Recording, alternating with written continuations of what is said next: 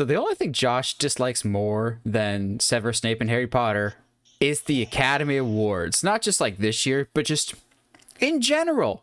That's the thing Josh doesn't like. However, I feel like this year, I'm at least more cognizant and aware of a lot of these movies, but not all of them. There's quite a few names that have come out today with the Oscars official nominations list. I'm going, that makes sense. What are you? So we're gonna kind of go through the big ones here. We'll talk about some of them, some of the big surprises, some of our guesses, and some of the snubs, because you don't hear this very often, but you hear it a lot from us. Where the heck is Nicolas Cage? Come on, man. Pig genuinely deserves some awards consideration. All right, but I have the list in front of us. So for Best Picture this year, the nominees are, again, remember, the Academy Awards has 10 for Best Picture. Belfast, Coda, Don't Look Up, Drive My Car, which is the one I had never heard of, Dune, King Richard, Licorice Pizza, Nightmare Alley, The Power of the Dog, and West Side Story. I know a lot of people are just like, that's going to be the Academy Awards every year. As a whole, I'm familiar with 9 out of the 10 of these movies. The only one I have never heard of is Drive My Car. There's a couple of these movies that I'm going to make sure I see. I had wanted to see King Richard, but right as I was about to get around to seeing it on HBO Max, it got pulled. I believe Nightmare Alley is on HBO Max now, so I'll check that out. The Power of the Dog is on Netflix, I'll check that out.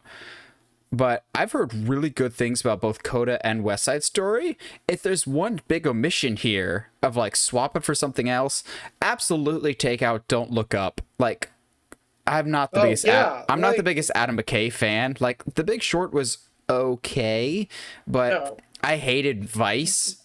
Like, I don't mind politics in movies, but when that's the whole driving force that you don't really tell a good movie, like Vice, I get it. You don't like Dick Cheney, but is there more to this movie than just that? So take out Don't Look Up and put Tick Tick Boom in. Like, you have Tick Tick Boom nominated for a couple other things, but not Best Picture? Like, come on now. There's a lot of like, and that's the thing is, and I in a way, I kind of want to be like, well, I get it. You know, there wasn't a lot to choose from, but there really is the more you sit down and look at it. I mean, Licorice Pizza only recently came out, and I've only heard of it through radio ads. And I've wanted to go see it only because I love Bradley Cooper and I've loved seeing him in things. Never heard of Power of the Dog. Heard of Nightmare Alley, but have not really. That's Bradley Cooper. Yeah, fair. Well, dang, Bradley Cooper in twice. Okay, chill, buddy.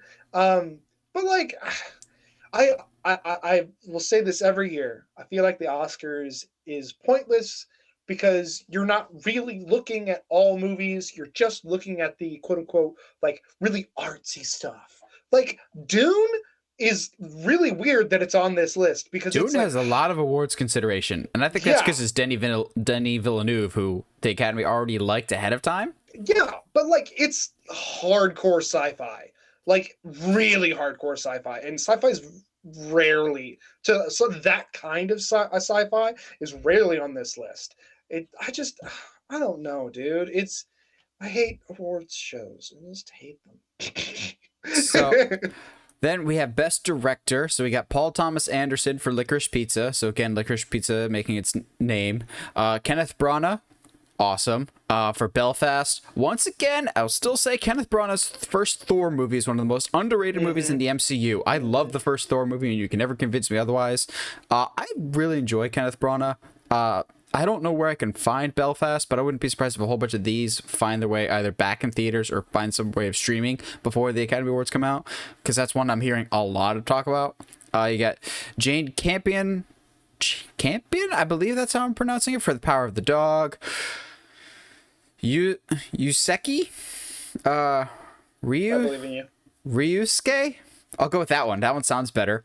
Hamaguchi for Drive My Car. Again, never heard of Drive My Car leading into this. And Steven Spielberg for West Side Story. Now, I had heard a lot of good things about West Side Story leading into this, but I can't help but think in the back of my mind, a part of this is, oh, Spielberg did a movie this year? Well, guess we got to nominate him, because I feel like he got nominated for that one Tom Hanks movie that only dads saw.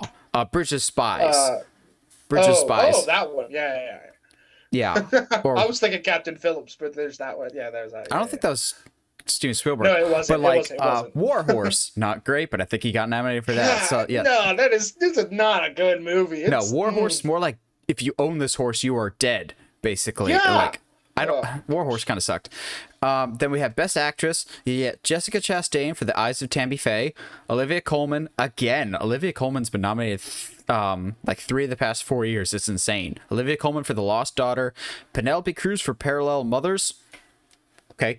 Now, my front runner pick for this category, Nicole Kidman for Being the Ricardos.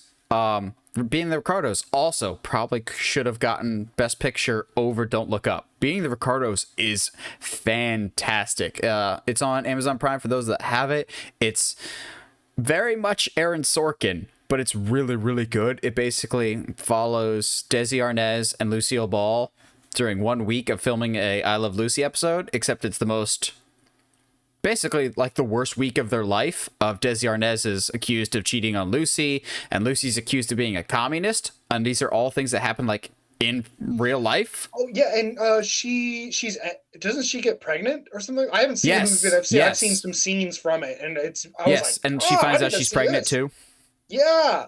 I need to see it. And with that being said, also I also have been itching, and we both know the only reason I haven't watched it is I need to see The Tragedy of Macbeth with Denzel Washington. I've heard fantastic things about it. Well, there's a lot of people that haven't seen it because not a lot of people have Apple TV Plus. No, but yeah, like that's... I want to see Coda.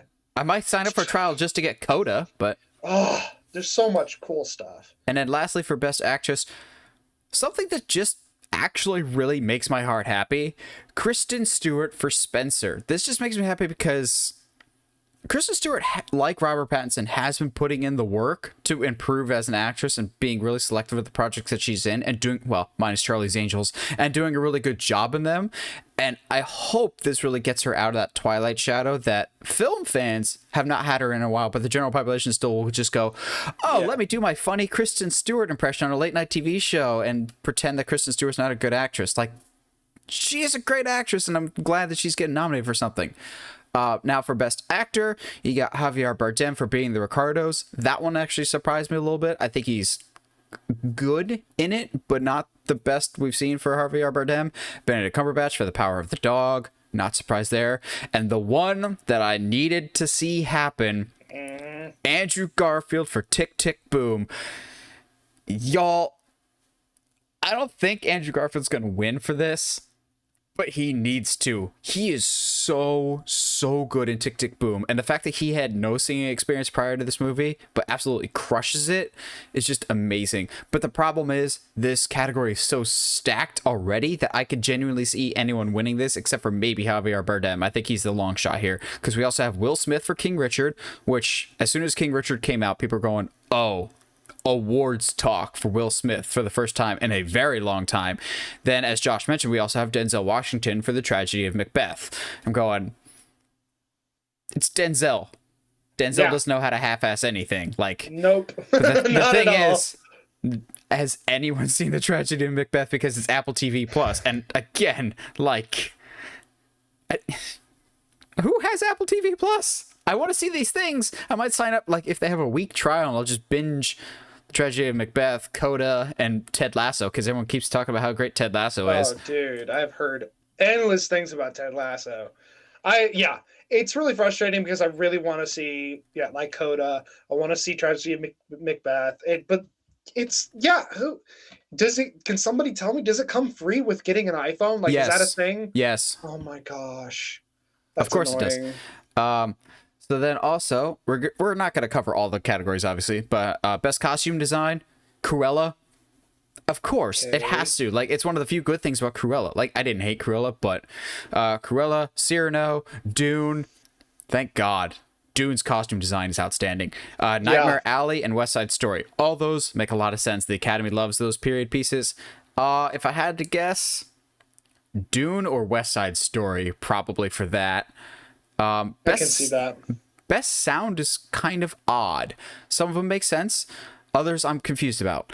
For best sound, we have Belfast, Dune, No Time to Die, The Power of the Dog, and West Side Story. Now, this isn't soundtrack or anything. This is sound, like sound editing, sound design. I'm going, Dune? Sure. No Time to Die? Really? That just feels like a handout. Well, here you go. West Side Story? Obviously, it's a musical. That just makes sense. Best original score? If it was up to me, it'd go to Pig, but Pig is not nominated, which is a shame because Pig genuinely has one of the most beautiful soundtracks I've heard in a while. It's very Moneyball-esque, a very minimalist. We have Don't Look Up. Again, why does Don't Look Up keep popping up in things? Dune, Encanto, because you can't escape it. Parallel Mothers and The Power of the Dog. Okay. Go down to Best Film Editing. Again, Don't Look Up. Dune. I like the editing a lot in Dune. King Richard, Power of the Dog, Tick Tick Boom. It won't, but Tick Tick Boom should win for editing. There's a lot of choices that Lin-Manuel makes as a director in Tick Tick Boom that I really, really liked and appreciated editing on the daily basis for my own job, that I'm going, ooh, I like how you're visually telling your story here. I don't think Tick Tick Boom will win it, but I would like it if it did. Now, there's always a couple, like, the crap is going on here. Like when the first Suicide Squad movie got nominated for hair and makeup for Killer Croc. For best makeup and hairstyling, Coming to America? Seriously? Like the rest of these, I can understand. Cruella, sure. Dune, sure. The Eyes of Tammy Faye, actually pretty impressive. House of Gucci, sure. There's a whole bunch of memes about how bad Jared Leto looks, but Coming to America? Okay, now. But lastly, the ones of the categories we'll talk about, just because I know it'll make Josh very happy. Best animated feature. This will be interesting. Encanto, Flea, Luca, Raya and the Last Dragon, and who I think should win it, but probably won't because it's not a Pixar movie, The Mitchells versus the Machines, which is honestly one of the best animated movies of last year, but it's going up against both Encanto and Raya and the Last Dragon and Luca, and the Academy just loves blindly voting for Disney, as we've seen. So, also, I have a bone to pick with the Mitchells versus the Machines. Whoever the marketing department is sucks. Like, what was the original name of the movie? Do you remember? It wasn't Mitchells versus the Machines. Oh, jeez, I don't remember. I'll Google it here. But it was like, because it changed. It changed. It changed. It's like Plugged In or something like that. Or Mitchell's verse, but yeah, it's like the marketing sucked for it. Best cinematography, we have Dune, Nightmare Alley, The Power of the Dog, The Tragedy of Macbeth, and West Side Story. Again, I would love it to go to Dune, but I don't think it will. And your obligatory, let's try and please the mass audiences category. Best visual effects. Dune, Free Guy, No Time to Die, Shang-Chi and the Legend of the Ten Rings, and Spider-Man No Way Home. That better go to Dune. Like, dude, yeah. As much as I think Free Guy has some really impressive visuals, Dune is on a whole other level. Like, there's so many times in that it does not look like CG. It just looks like very impressive effects. Well, and just like the way that scientifically it looks, it's just so. The shot that stands out to me is when they're bombing the ships, and it, like, you see the bomb go slowly through the shield, and then explodes, and the explosion stays within the shield. Oh, dude, it's so cool. Just like visually, and like Spider-Man No Way Home is cool. And Shang-Chi versus the Ten Rings. There's a lot of really good visual effects in both of those. But to be fair, there's also a lot of bad special effects in both of them. Shang-Chi, I love you, buddy, but those dragons in the end. Yes. Was that really your best day at the office? And like No Time to Die. Why is that just because? Or is this a James Bond movie? So we're like, it better be on here. It's the last one. Give it something. I guess, quote unquote, last one. No, well, for Craig it is. That's fair. The original name for Mitchells versus the Machines was Connective. That's it, which is a terrible name. Yes, absolutely. It gives away the story too much. Kind of. Yeah, but yeah, there's a lot of like really interesting. the more and more we dive into it, and maybe it's because I'm still on that mainstream kind of level of film and cinema.